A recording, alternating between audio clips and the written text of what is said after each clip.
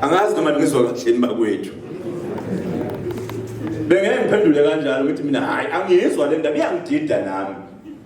Siyakumukela ukuthi libe khona bonke amaqembu siyamukela akhankasi. Kodwa iyangidida le nkulumo ukuthi kwenzeka kanjani ukuthi ngithi sengisungule iqembu.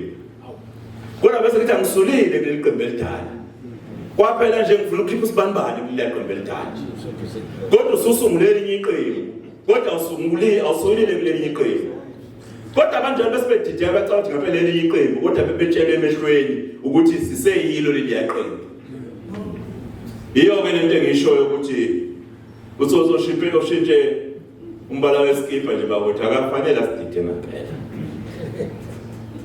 Bawethu bekusetshenzwa la esifundazweni sakethi kwaZulu. Ngiqala nje mina ukufundisa ngiba uthisha le eminyakeni emidala ko92. Umfana wayethi eza nje standard 7 up to grade 9 namhlanje. Ahambe le wadloma ahambe kuthiwa